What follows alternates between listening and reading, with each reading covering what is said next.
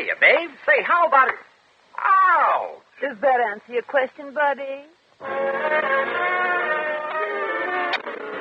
Adventures of Maisie, starring Ann Southern.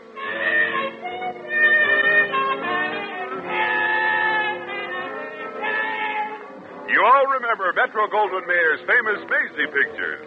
In just a moment, you'll hear Maisie in radio, starring the same glamorous star you all went to see and loved on the screen, Ann Southern. But first, your announcer.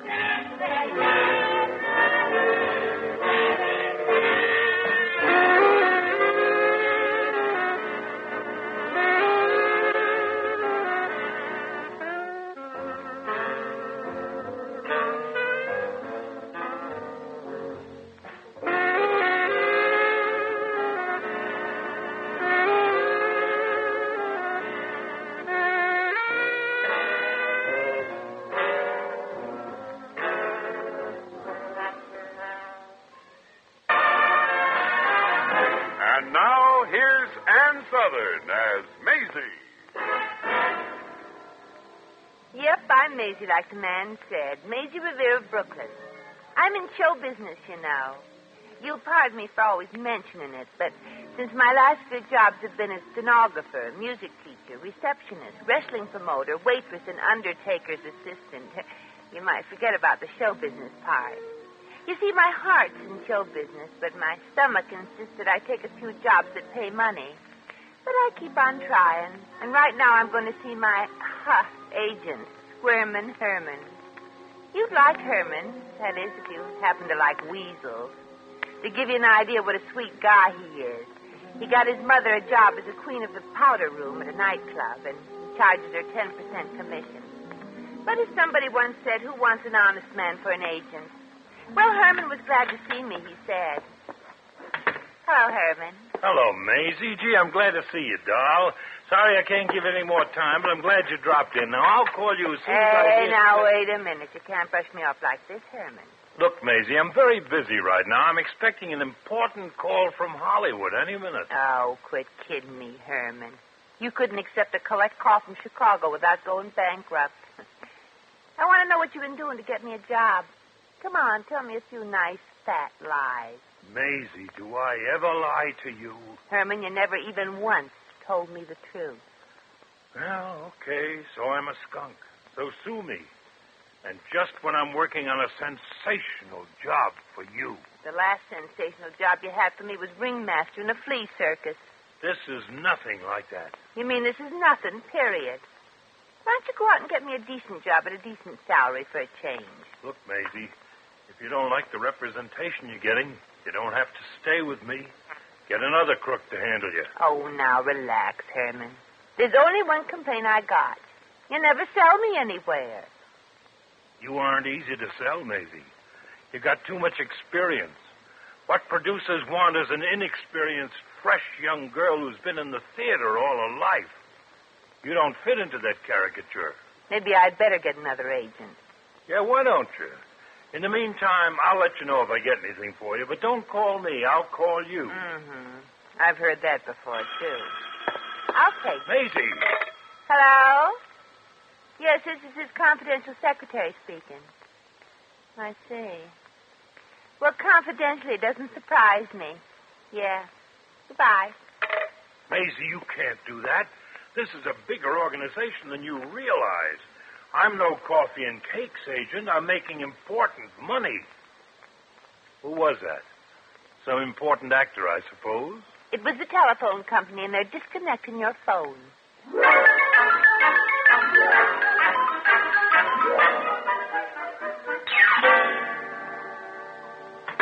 Is that you, Maisie? Yeah, what's left of me. Oh. Well, there's a girl here waiting in the sitting room to see you, Maisie. Oh, thanks, Mrs. Kennedy. I'll go right in. She didn't say what she wanted, but she's a quiet, mousy little thing. Oh, that must be Jenny Perkins. She's the shy type. Your ever-loving boyfriend, Eddie, poked his head in and said, "Hi, babe," to her, and she blushed until her ears were the color of tangerine skin. I'll see what she wants. Hello, Jenny. Oh, hello, Maisie. I hope you'll forgive me for coming over and imposing on you, but I'm in a terribly embarrassing spot. Well, what's the trouble? Have you fallen in love? Oh, it isn't a man. I wish it were, but it isn't. But it's sort of about men. Ah. You see, I've written a novel, and Lyman and Brewster, the publishers, want to buy it. What's embarrassing about that? Did you steal the story instead of doing it the old-fashioned way and thinking it up yourself? Oh, no. It's just that the novel is sort of, well, it's kind of exciting in a way. Ah. I mean, there's one girl and lots of men, and... Jenny, you mean it's spicy? Mm. Why, Jenny Perkins. Wow, look at those ears light up. Oh, now, please, Maisie, I'm embarrassed enough about it as it is. But how could you write a spicy book? Why, I've never even seen you out with a man. I made it all up, Maisie. I used my imagination. Besides, I live right across from the park near the Brooklyn Navy Yard. I have a pair of binoculars, and believe me, I've seen plenty. Well, I guess that's one way of getting story material. What's the name of the book? Well, I call it the Lusty Lady. Oh. It's the name of a sailing ship, but the ship was named after my heroine, Louisiana Lawford. Well, does she get married? Sometimes she does. Mm. Her first husband is a second mate, and her second mate is the captain, and her third mate is the first mate. You understand? Yeah, but who's on first? Anyway, the publisher wanted me to come in and have lunch with him. His letter sounded sort of, you know. Oh, yeah, I know. I said no. And then he wrote and said he wanted a picture of me to put on the back cover. He said I should be wearing either an evening gown or a bathing suit. Oh, I catch on. There'll no doubt be a sensational picture of your heroine on the front jacket of the book, and he wants something just as interesting on the back. That's right, Maisie. Yeah. And well, look at me. I'm just not the type. Well... If I were the right type, I'd never have had time to write the book. Oh, and, yeah. I was wondering, well, do you know anybody who would let me use her picture to send in to the publisher? Well, what kind of a girl do you want to be like? Like you, Maisie. Oh, well, swell. You can have a picture of mine to send in then. Could I really? Uh-huh. Oh, Maisie, how wonderful. Oh, thank you. And if anybody asks, just say you wrote the book under the name of Jenny Perkins. Sure. And what's more, we'll find a picture that'll really knock that publisher right off his couch.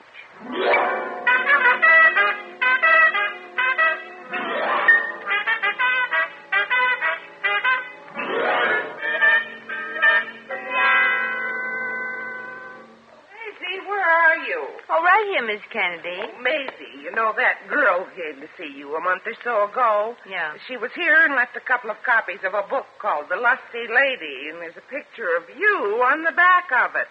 And what a picture. Oh, yeah, I was wondering what happened. She wrote the book, and I loaned her my picture. Oh, but keep it a secret. I'm supposed to be the author if anybody asks you. You are, huh? Mm-hmm. Have you read any of this? No. Is it good? I don't know, but it's hot enough to be a bestseller. It burned right through the living room table. Oh, stop it. Let's see my picture. Here. That alone will keep this book on the outskirts of Boston. Hey, it's pretty good.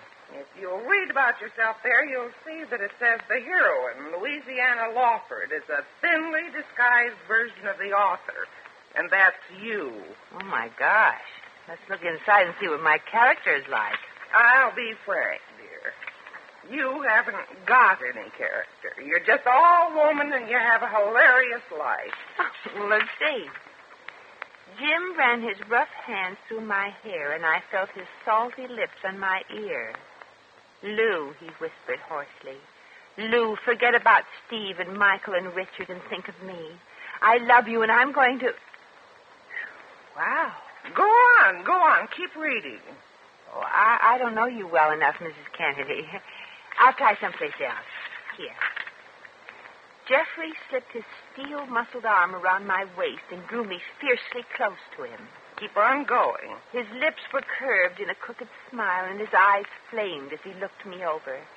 I blushed under his frank appraisal. Gee, isn't it a little late for her to be blushing? She blushes so much in the first chapter, they think she's an Indian. Well, I'll flip through a little more. Oh, boy. Lord Elwood was a polished and meticulous gentleman until the huge iron-bound door of his castle shut behind us. And then I saw the savage beast of a man who hid behind the polite smile and the ruffled shirt. Doesn't this girl ever run into a quiet man? Yes, and he leaves her a fortune when he dies on the next page. And to think that little mousy Jenny Perkins wrote this literary blowtorch. Oh, don't be silly, Maisie. You wrote it. At least that's what everybody's going to think, and you might as well get used to being the author. Mrs. Kennedy's rooming house, her speaking. Oh, yes, just a minute. For you, Maisie. Thanks. Hello? Oh, hello, Jenny. Yeah, I just saw the book, and all I have to say is, wow. Huh? Oh, well, gee, I don't know, Jenny. Yeah, I guess it'd be good publicity, but... Well, all right, Jenny. I'll be glad to visit the publisher. I'll make like I'm a society girl, too, huh? Okay. Yeah, I promise. Goodbye. I guess that publisher's been panting away in his little office ever since he saw my picture. She wants me to see him today. That ought to be fun, but what was it she made you promise? She made me promise I wouldn't say ain't.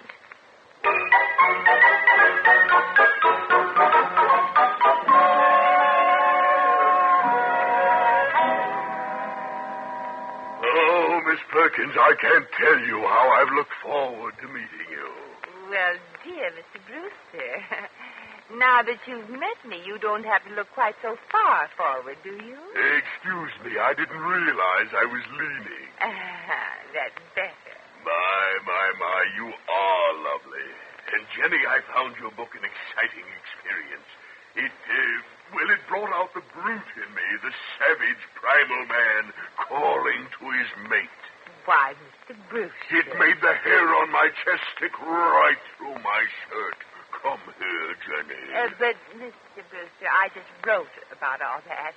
I haven't had time to do any personal experimentation, and I don't want to start right now. Oh, Jenny, I just want to crush you to me in a fierce embrace. And, how did it go in the book? Feel my fiery lips on yours. Thank you. And feel your fiery lips on mine in a flaming kiss that sets my senses blazing. That's all I want. Come here, Jenny. You don't want me. You want a soldering iron. All right, Jenny. I'll behave. I believe I have myself under control now. Well, your ears are still twitching a bit, but that's not a danger signal. Now then, what did you want to see me about? I'm afraid we've just discussed that. Will you sit down on the couch? And discuss it all over again? Oh, what was it that Chaucer said about women? Oh, no, I'm wrong. That's what Sherman said about war. Well, there are other things.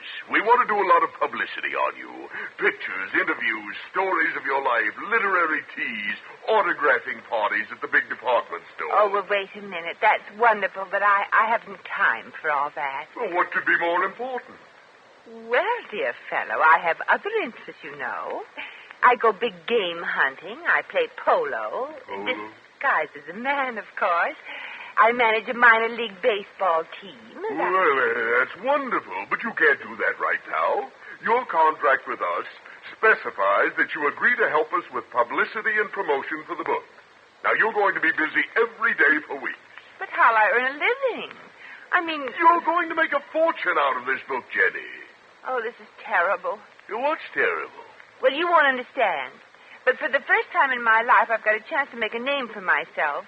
And it isn't going to do me a bit of good.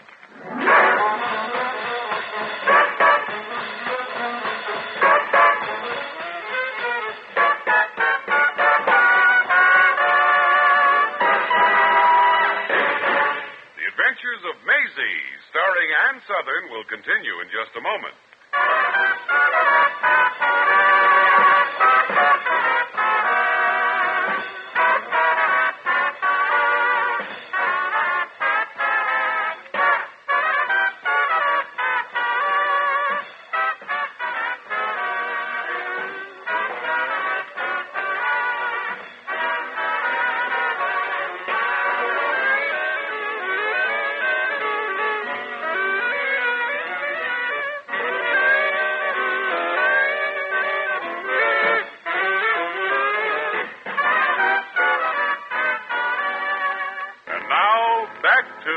Maisie. Oh, I made it. I never thought I'd get home. Maisie, what happened to you? You look like you just got caught in a street sweeper. I feel like it, too. I've been chased by men plenty of times before, but this is the first time it was an organized chase. What did they want? Well, let's not kid around, Mrs. Kennedy. They're all madly in love with the author of The Lusty Lady, and they think that's me. Oh, there's somebody in the sitting room to see you. It's a man. What else? Well, I might as well face it and see who it is. Maisie. Herman, what are you doing here? And whatever it is, I'll bet you could be arrested for it. Maisie, doll, baby, you're breaking my heart. I'm your agent. Why don't you ever drop in to see me? Well, the last time I did, you practically threw me out. You told me to get a new agent, too. Oh. Look, Maisie, I got a lot of wonderful jobs lined up for you, and this time it's for real money. That'll be a nice change from your IOUs and the soap coupons. But talk to my new agent about it. You didn't get a new agent, did you? You told me to. Yeah, but you know better than to pay any attention to anything I say. Oh, Maisie, how could you do this after all the things I've done to you? I mean, for you. Whenever you were broke and needed a loan, you always called on me. Yeah, but I never got a loan. And look at all the jobs I've gotten you. Name one in the last year. I've watched over you and protected you and kept you from harm. I've been like a mother to you. Like a mother. And now look what you do to me. I'm sorry. I was just kidding you, Mother. Oh, you mean you didn't get another agent?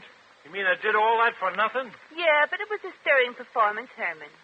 Now, what about these jobs, and what do I do? You don't have to do anything. Just come out on the stage, tell how you wrote The Lusty Lady, where you got your ideas, and hint around that some of the characters are well-known personalities.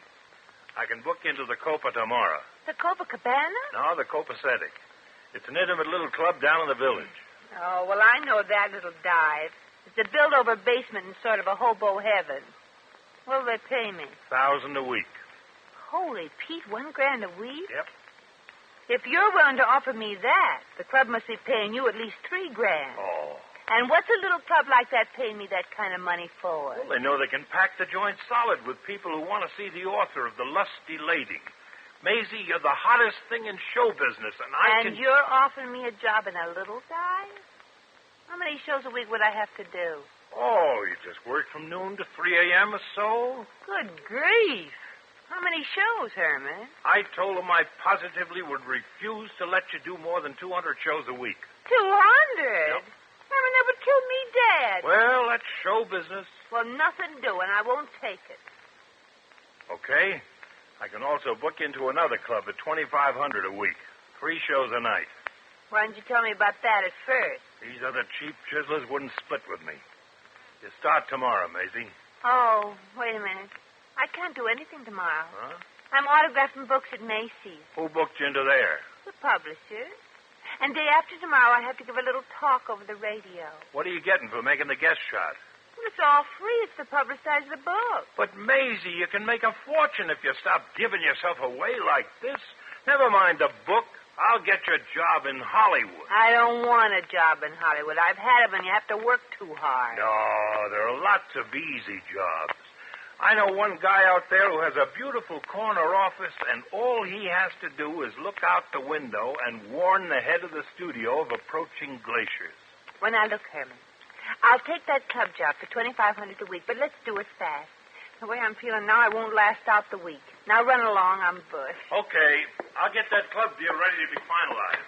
So long, Herman. It was nice of you to drop in. Don't do it again. Goodbye, Maisie. Oh, Maisie, Oh, hello, Jenny. I came in and heard you talking to that man, and I didn't want to interrupt. Jenny, this thing is going all wrong. You ought to get all this publicity instead of me. Oh, gee, Maisie. It certainly is just like you to say that. You're so unselfish. Unselfish, nothing. I'm tired of being chased continually by men who've read the book. I think it's about time you realize what you've done to the men of this country. I guess I sort of stirred them up, didn't I? I opened my window last night, and you could hear hundreds of them just in Brooklyn, baying at the moon. Oh, but Maisie, I'm not the type of girl that men are interested in. Jenny, men are interested in all types of girls as long as they're females. But I can see that you need a practical education about men. Well, I think it's more my appearance. I'm just not the exciting type, that's all. Well, you're not in that dress. It's about as form-fitting as a shower curtain. You're good-looking, all right, Jenny. It's just that a man would have to look hard to realize it. But don't you worry, we'll fix you up. Oh, Maisie, will you really help me? Sure. I'm going to make a pot full of money passing myself off as the talented Jenny Perkins for a week or so. And I want you to learn some of the tricks of the talented Maisie Revere.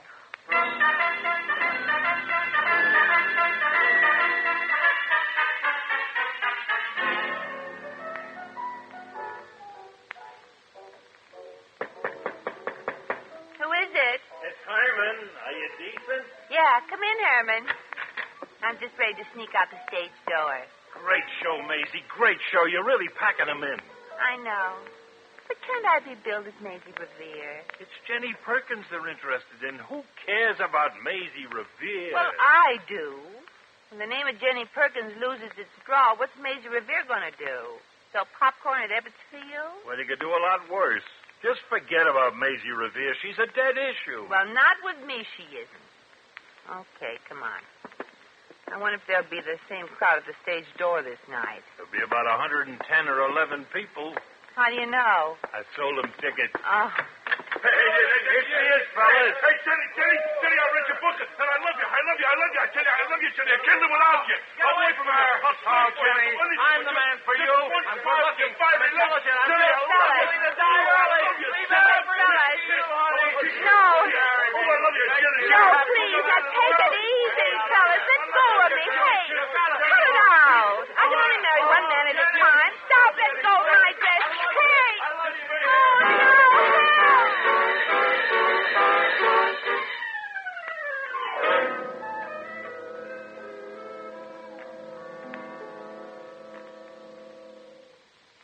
Wait a minute till I zip this dress up your back, and we'll see what it looks like, Jenny.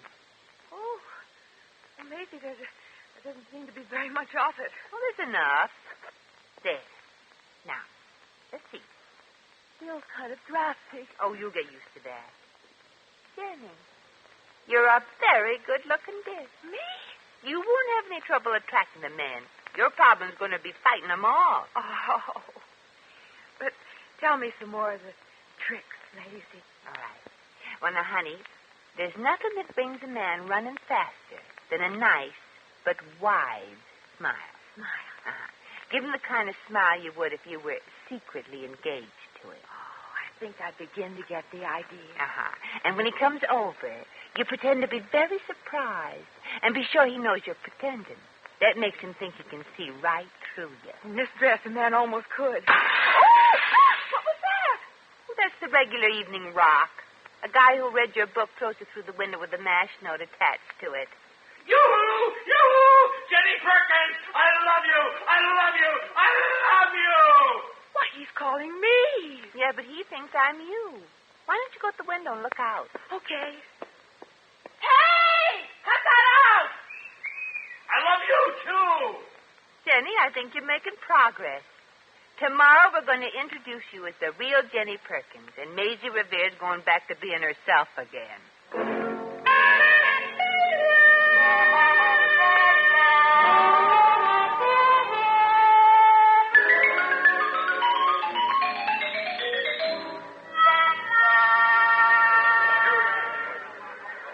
And so that's how it happened, ladies and gentlemen. And now here she is, the real author of The Lusty Lady and the real Jenny Perkins.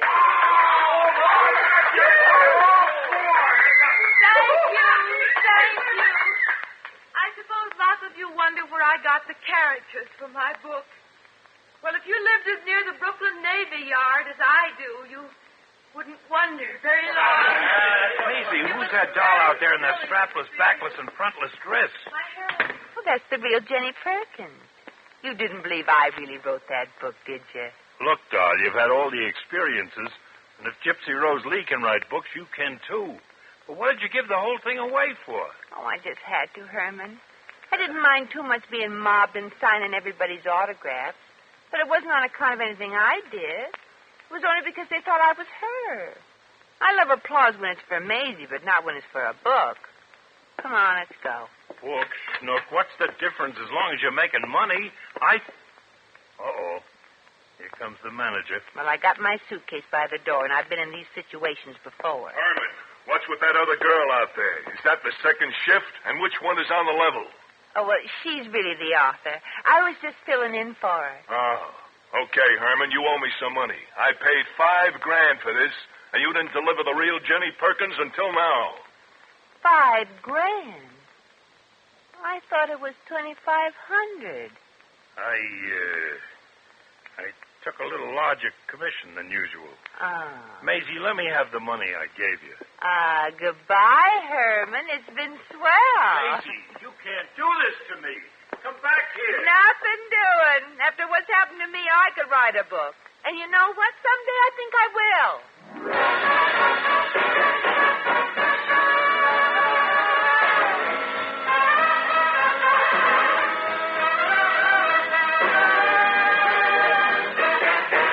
In just a moment, we shall return to the adventures of Maisie.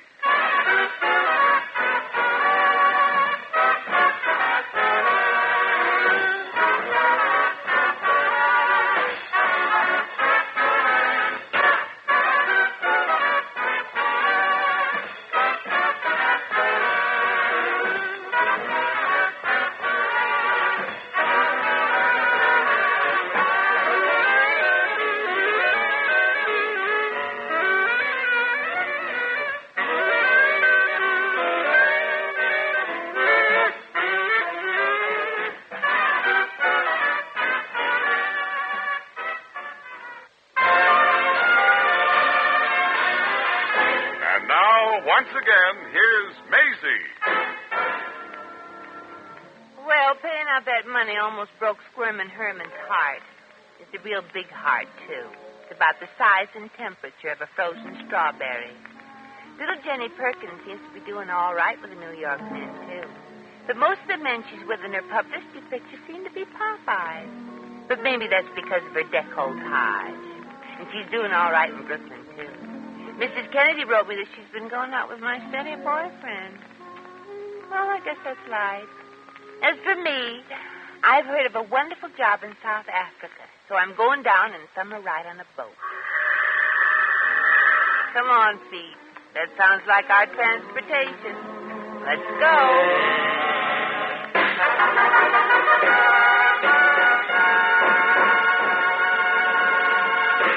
Just heard The Adventures of Maisie, starring Ann Sothern.